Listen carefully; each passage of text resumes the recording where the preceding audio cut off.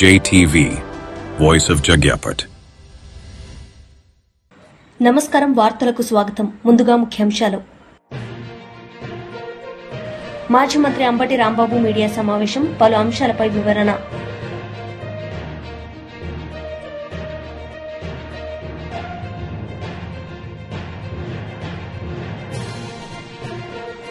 మాజీ మంత్రి శ్రీనివాస్ గౌడ్ మీడియా సమావేశం, పలు అంశాలపై వివరణ.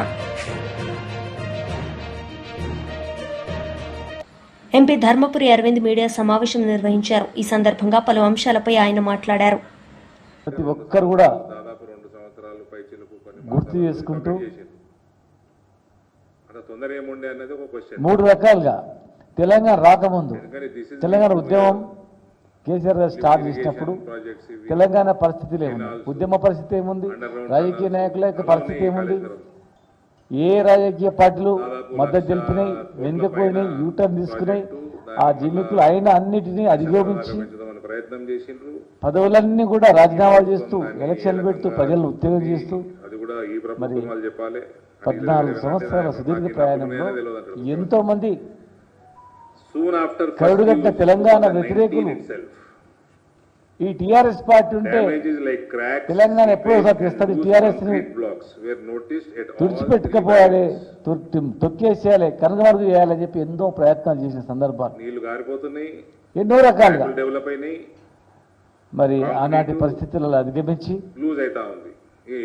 తెలంగాణ ప్రకటన చేసినప్పుడు, చిదంబరం ప్రకటన చేసినప్పుడు ఆనాటి ముఖ్యమంత్రి గారు రోషయ్య గారు నిమ్మరసరిస్తారంటే లేదు మీరు రావాలని చెప్పి మా చేతుల మీదుగా దీక్ష విరమణ చేయడం, మరి తెలంగాణ యూటర్న్ తీసుకున్న తర్వాత అనేక సందర్భాల్లో అందరినీ 33 జాతీయ పార్టీలను ఐక్యం చేసి ప్రజలను ఐక్యం చేసి మరి సావడానికైనా సిద్ధం, వెనుకడుగు లేదని చెప్పి తెలంగాణ తెచ్చిన తర్వాత ఈ ఆశయాల గురించి అయితే తెలంగాణ తెచ్చిందో వ్యవసాయం ఎట్లా ఉండాలి ఆనాడే తెలంగాణ రాకముందు ఎన్నో సార్లు కేసీఆర్ గారు వెంబడి పాలు పంచుకోవడం, వ్యవసాయం ఎట్లా అభివృద్ధి చేయాలి, ఉద్యోగ జీతభత్యాలు ఎట్లా ఇవ్వాలి, నిరుద్యోగులకు ఏ రకంగా ఉన్నాయి, రైతాంగానికి మనం ఏం చేయాలి, కులవృత్తులు ఎట్లా ఆడుకోవాలి, కొడుకు బలహీన వర్గాల వాళ్ళకి ఎట్లా మనం చేయాలని చెప్పి ఎన్నో ఆలోచన చేసి ఆనాడు జయశంకర్ గారు వారితో కలిపి ఎన్నో సందర్భాలు కూడా పాల్పంచుకోవడం, మరి ఆ రోజు తెలంగాణ వస్తే చాలు ఇవన్నీ తర్వాత చేసుకోవచ్చు సార్, ఇప్పుడే ఎందుకు అనుకుంటే లేదు మనకు విజన్ ఉండాలని చెప్పి ఒక విజన్ మీద నాయకులుగా తెలంగాణ వచ్చిన తర్వాత ఎన్నో ఆ రోజు అనుకున్నటువంటి ఇంకా ఎన్నో ఎలక్షన్ లో మేనిఫెస్టో లేనటువంటి ఎన్నో హామీలు ఇచ్చి ఎన్నో అమలు చేసి వాళ్ళు తీసుకుంటున్నారు అని బ్రహ్మాండంగా తెలంగాణ ముందుకు పోతున్న తరుణంలో ఎన్నో సంవత్సరాలుగా మోసం చేసిన కాంగ్రెస్ తెలంగాణ ఇస్తా అని చెప్పి ఎంతో మంది చావుకులకు కారణమైనటువంటి ఎంతో మంది మళ్ళీ తెలంగాణ ప్రజలను మోసం చేసి మేము 200 నుంచి 2000 పెన్షన్ ఇస్తే లేదు మేము 4000 ఇస్తామని చెప్పి అబద్ధ ప్రచారం చేసి దేశంలో ఎక్కడ లేనిది కళ్యాణ లక్ష్మి షాది ముబారక్ 1,116,000 ఇస్తే లేదు మేము పొలం బంగారం ఇస్తామని ఇంకొక ఆశ చూపి ఈ దేశంలో ఎక్కడ లేనటువంటిది ఎకరాకు 10,000 రూపాయలు రైతు బంధు ఇస్తే లేదు మేము 14,000 ఇస్తామని చెప్పి ఇంకొక రకంగా ఆశ చూపించి అంటే ఎన్నో ఉన్నాయి, చెప్పుకుంటూ పోతే చాలా ఉన్నాయి. మేము దళితులకు 10 లక్షలు ఇస్తామంటే మేము 14 లక్షలు ఇస్తామని చెప్పి ప్రతి కులానికి ప్రతి వృత్తికి. మాజీ మంత్రి అంబటి రాంబాబు మీడియా సమావేశం నిర్వహించారు. ఈ సందర్భంగా ఆయన మాట్లాడారు. కార్యక్రమాలు చేస్తున్నాయి. చంద్రబాబు నాయుడు గారు అధికారంలోకి వచ్చిన తర్వాత సరే హామీలు ఆయన ఇచ్చిన మాటలు నిలబెట్టుకుపోవటాలు అనే విషయాలు కాసేపు పక్కన పెడితే అది వేరే సబ్జెక్టు. వచ్చిన తర్వాత ఏం ప్రగల్భాలు పలికారంటే ఈనాడులోనే కోరల్ పీకండి సోషల్ సైకోలపై సీఎం నిర్దేశం,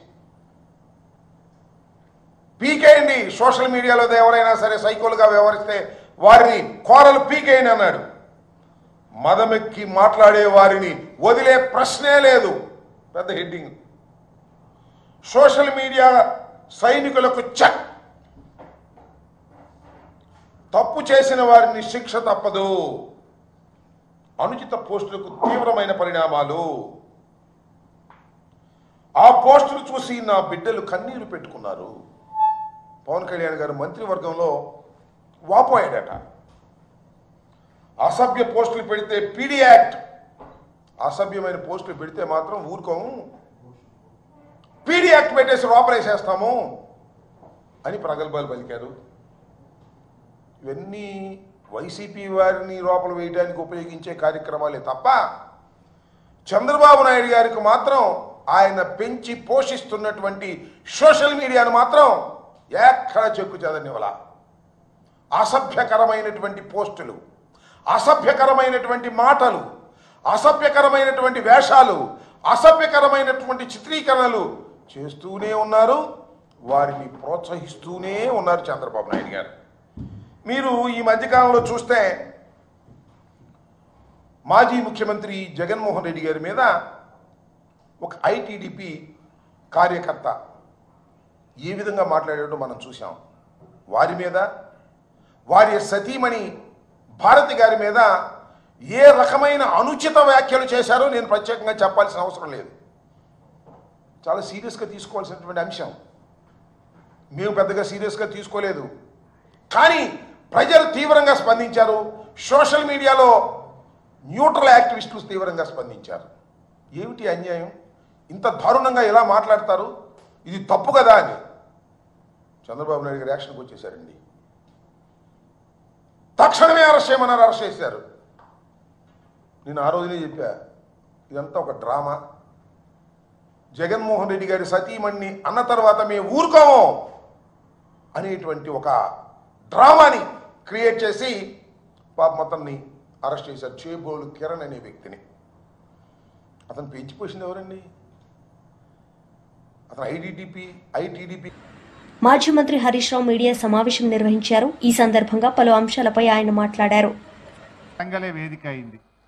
ఇప్పుడు కూడా కేసీఆర్ గారు మళ్ళీ వరంగల్లోనే ఈ యొక్క సభ జరపాలని నిర్ణయించడం, మరి ఈరోజు రాష్ట్ర వ్యాప్తంగా కూడా ఈ సిల్వర్ జూబ్లీ, ఈ రజతోత్సవానికి రాష్ట్ర ప్రజలు స్వచ్ఛందంగా పెద్ద ఎత్తున తరలి రావడానికి సిద్ధమయ్యారు. ఇప్పటికే చాలా జిల్లాల నుంచి పాదయాత్రన ప్రజలు ప్రారంభమై దారి మధ్యలో ఉన్నారు. ఎడ్ల బండ్ల మీద కొంతమంది చేరుకున్నారు, ఇంకా కొంతమంది చేరుకుంటా ఉన్నారు. కొంతమంది సైకిల్ యాత్ర మీద బయలుదేరారు. కొంతమంది స్వచ్ఛందంగా తమ సొంత వాహనాల్లో రావడానికి కూడా రాష్ట్ర వ్యాప్తంగా ప్రజలు కేసీఆర్ను చూడాలి, కేసీఆర్ గారు ఏం మాట్లాడతారో వినాలనేటువంటి ఒక ఉత్సాహం ఈ రాష్ట్ర వ్యాప్తంగా కూడా కనబడతా ఉంది.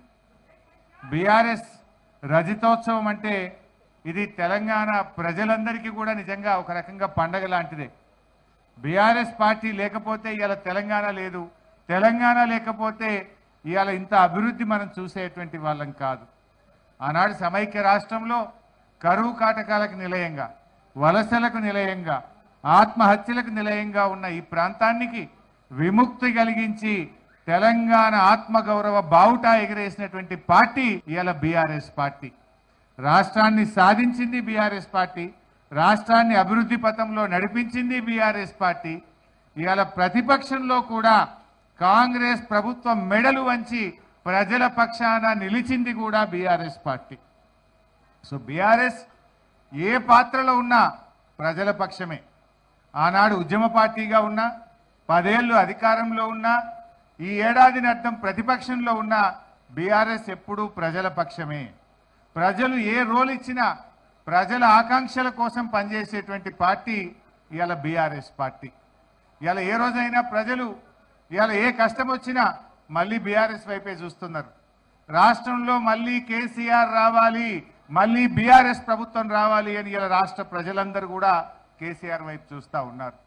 ఈ ప్రభుత్వం ఎన్నో ఆశలు చెప్పి, ఎన్నో ప్రజల్లో విషయాలు చెప్పి ఇలా అధికారంలోకి వచ్చింది. కానీ ఏడాది అర్థంలోనే పాలేందో నీళ్ళేందో తేలిపోయింది. ఈ కాంగ్రెస్ ప్రభుత్వం అన్ని మాయమాటలు చెప్పిన ప్రభుత్వంగా ఇవాళ ప్రజలకు అర్థమైపోయింది.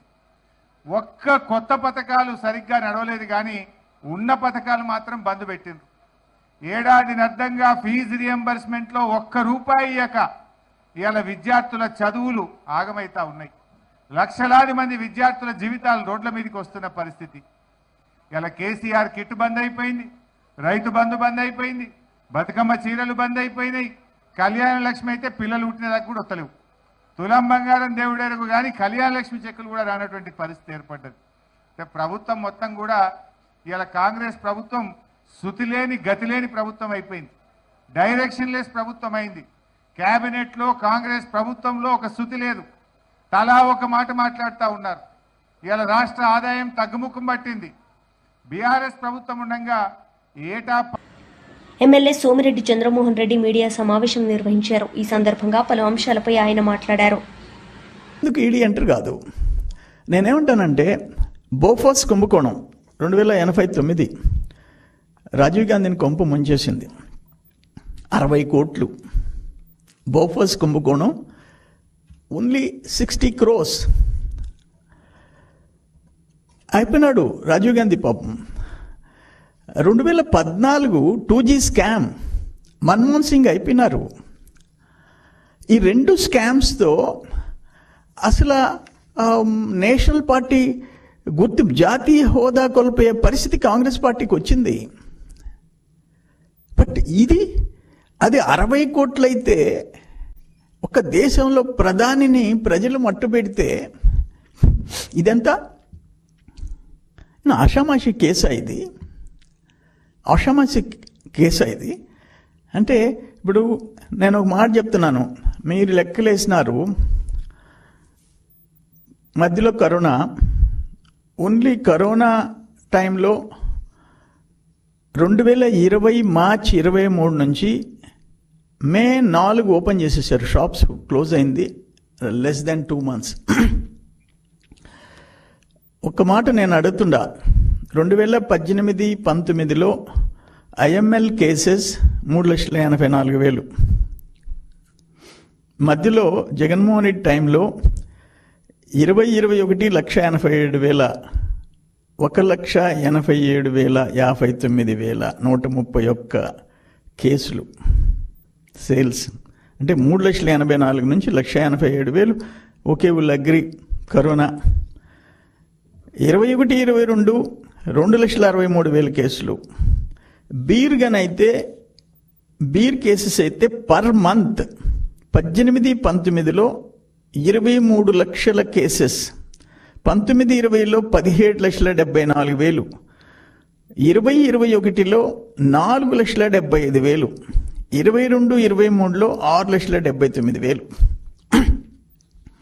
నేనేమంటానంటే ఇక్కడ జరిగిన దోపిడీ కేసుకి ఒక్కొక్క టైప్ ఆఫ్ బ్రాండ్కి, చీప్ బ్రాండ్కి 150 రూపాయలు. నేను ఉండింది చెప్తుండా. ఇంకొక బ్రాండ్కి 250, ఇంకో బ్రాండ్కి 350, 600. ఒక కేస్ అంటే 48 స్మాల్ బాటిల్స్, క్వార్టర్ బాటిల్స్ ఉంటాయి. అవి సపోజ్ ఒక దాంట్లో ఒక బాటిల్ 150, 250కి అమ్ముతారు బయట. ఇది త్రూ ఎక్సైజ్ డిపార్ట్మెంట్ స్కానింగ్ చేసి షాప్స్కి పంపిస్తారు. ఇక్కడ Kasireddy and team, Jaganmohan Reddy team చేసింది ఏంటంటే స్కానింగ్కి పోకుండా. మాజీ మంత్రి చెల్లుబోయిన వేణుగోపాలకృష్ణ మీడియా సమావేశం నిర్వహించారు. ఈ సందర్భంగా ఆయన మాట్లాడారు. ఏర్పాటు చేసుకోవాలి. మన యువ నాయకుడు, మన భవిష్యత్ నాయకుడు, మన పార్టీ కార్యనిర్వాహక అధ్యక్షుడు రేపు ఉదయం ఇక్కడ జెండా ఎగరేసి మరి ఇక్కడ నుంచి కొండలక్ష్మణ్ బాపూజీ గారి దగ్గరికి వెళ్ళి విగ్రహం దగ్గర నివాళులర్పించి అక్కడి నుంచి మనం వరంగల్ బయలుదేరే కార్యక్రమం కనుక దయచేసి ఎక్కడి వాళ్ళక్కడ జెండా ఆవిష్కరణ చేసి గ్రామాల్లో ప్రతి కారుకు ఖచ్చితంగా జెండా ఉండాలి.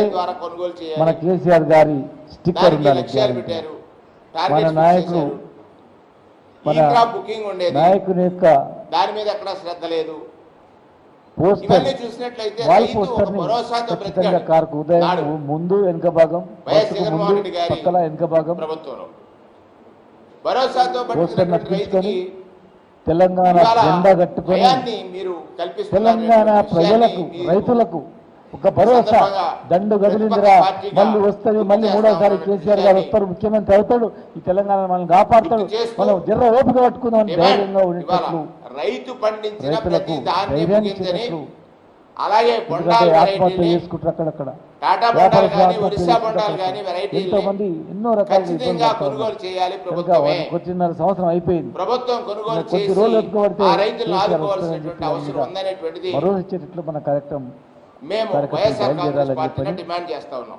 ఖచ్చితంగా కార్యక్రమం తర్వాత గ్రామాలకు వెళ్ళి సమస్య కేసీఆర్ గారు చెప్పింది ప్రతి ఒక్కరితో చర్చించి ప్రతి వర్గంతో మాట్లాడి వారం రోజుల పాటు రైతాంగానికి ధైర్యాన్ని ఇచ్చి మెడలు వంచి హామీ నెరవేర్చేటట్లు ఒకవైపు చేస్తూ మరొక వైపు తెలంగాణ ఖచ్చితంగా నెక్స్ట్ కేసీఆర్ వస్తుంది ధైర్యంగా ఉంటే వాళ్ళకు ధైర్యాన్ని ఇస్తూ కార్యకర్తలు ముందుకు పోవాలని చెప్పని చంద్రబాబు నాయుడు గారు యువక చంద్రబాబు నాయుడు గారు రచించినటువంటి మేనిఫెస్టో ఎవరు పిలవాలి, పవన్ కళ్యాణ్ గారు కూడా సంతకం పెట్టారు. మనది అందరి పండుగ ఇది.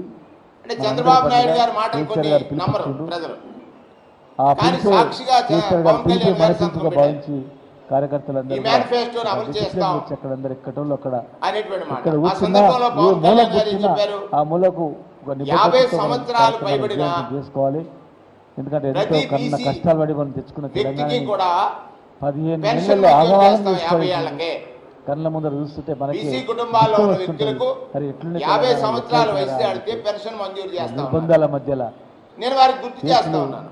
రకరకాల చంద్రబాబు నాయుడు గారు పదే పదే ఆటో డ్రైవర్ అడిగినా, మీరు గుర్తుంచుకోవాలి, మీరు గుర్తుంచుకోవాలి, మీరు గుర్తుంచుకోవాలని మాట్లాడతారు. ఒక విద్యార్థిని అక్కడ ఆయనకి కొంచెం మర్చిపోయేటటువంటి తత్వం ఉందో లేదో నాకు తెలియదు, కానీ ఆ క్రాస్ రోడ్ దగ్గర మీ ద్వారా పవన్ కళ్యాణ్ గారిని మీరు ఇచ్చినటువంటి మాట మన 50 సంవత్సరాలకి బీసీ వర్గాలకి పెన్షన్ మంజూరు చేస్తారని చెప్పారు. కూడా ఎట్లుందా అంటే సంవత్సరం కాబోతా ఉంది, ఇంకా ఇట్లా ఒక నెలలో సంవత్సరం పూర్తి చేసుకున్నటువంటి ఈ ప్రభుత్వం ఇప్పటి వరకు కూడా బీసీలకు ఎక్కడా కూడా 50 సంవత్సరాల పైబడిన వారికి పెన్షన్ మంజూరు చేసిన దాఖలాలు కానీ చేస్తున్నాం అనేటువంటి మాటలు కానీ గమనించి లేవు. ఎవరంత తొందరగా బయలుదేరి ఈ రకంగా బీసీలందరూ ఎదురు చూస్తున్నారు. ఏర్పాట్లు అక్కడ మధ్యగా అయ్యో కూటమి ప్రభుత్వం వచ్చింది, మాకు 50 ఏళ్లకే పెన్షన్ వస్తుందని ఎదురు చూసేటువంటి బీసీల తరఫున మాజీ మంత్రి శ్రీనివాస్ గౌడ్ మీడియా సమావేశం నిర్వహించారు. ఈ సందర్భంగా పలు అంశాలపై ఆయన మాట్లాడారు. పదవులన్నీ కూడా రాజీనామాలు చేస్తూ ఎలక్షన్లు పెడుతూ ప్రజలను ఉత్తేజం చేస్తూ మరి 14 సంవత్సరాల సుదీర్ఘ ప్రయాణంలో ఎంతోమంది కరుడుగట్టిన తెలంగాణ వ్యతిరేకులు ఈ టీఆర్ఎస్ పార్టీ ఉంటే తెలంగాణ ఎప్పుడో ఒకసారి తెస్తుంది, టీఆర్ఎస్ని తుడిచిపెట్టుకపోవాలి, తొక్కేసేయాలి, కనుగమరుగు చేయాలని చెప్పి ఎన్నో ప్రయత్నాలు చేసిన సందర్భాలు ఎన్నో రకాలుగా. మరి ఆనాటి పరిస్థితులలో అధిగమించి తెలంగాణ ప్రకటన చేసినప్పుడు, చిదంబరం ప్రకటన చేసినప్పుడు ఆనాటి ముఖ్యమంత్రి గారు రోషయ్య గారు నిమ్మరసం ఇస్తారంటే లేదు మీరు రావాలని చెప్పి మా చేతుల మీదుగా దీక్ష విరమణ చేయడం. మరి తెలంగాణ యూటర్న్ తీసుకున్న తర్వాత అనేక సందర్భాల్లో అందరినీ 33 జాతీయ పార్టీలను ఐక్యం చేసి ప్రజలను ఐక్యం చేసి మరి సావడానికైనా సిద్ధం, వెనుకడుగు నేనని చెప్పి తెలంగాణ తెచ్చిన తర్వాత ఏ ఆశయాల గురించి అయితే తెలంగాణ తెచ్చిండో, ఒక వ్యవసాయం ఎట్లా ఉండాలి ఆనాడే తెలంగాణ రాకముందే ఎన్నోసార్లు కేసీఆర్ గారు వెంబడి మేము పాలు పంచుకోవడం, వ్యవసాయం ఎట్లా అభివృద్ధి చేయాలి, ఉద్యోగుల జీతభత్యాలు ఎట్లా ఇవ్వాలి, నిరుద్యోగులకు ఏ రకంగా ఉన్నాయి, రైతాంగానికి మనం ఏం చేయాలి, కులవృత్తిని ఎట్లా ఆదుకోవాలి, బడుగు బలహీన వర్గాల వాళ్ళకి ఎట్లా మనం చేయాలని చెప్పి ఎన్నో ఆలోచన చేసి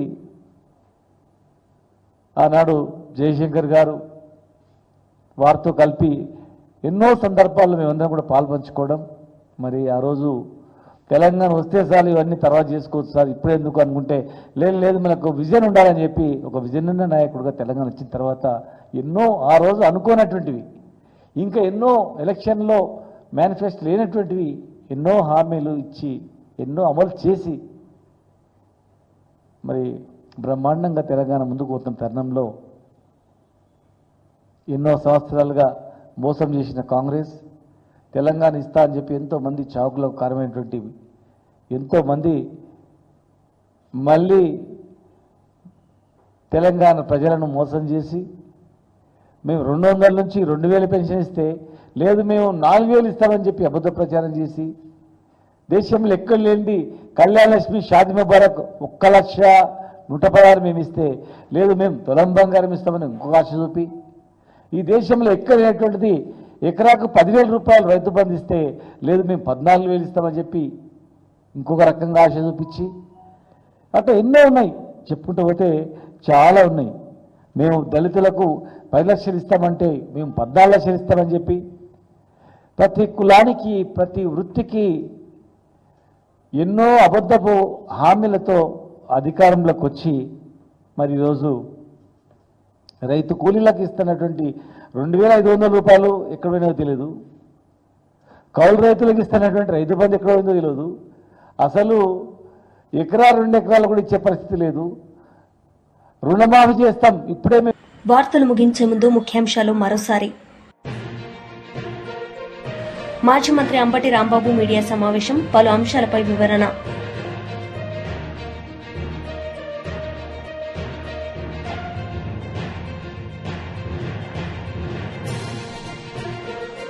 మాజీ మంత్రి శ్రీనివాస్ గౌడ్ మీడియా సమావేశం, పలు అంశాలపై వివరణ. ఈ వార్తలు ఇంతటితో సమాప్తం. తిరిగి ప్రసారమయ్యే వార్తల్లో మళ్ళీ కలుద్దాం. అంతవరకు సెలవు. నమస్తే.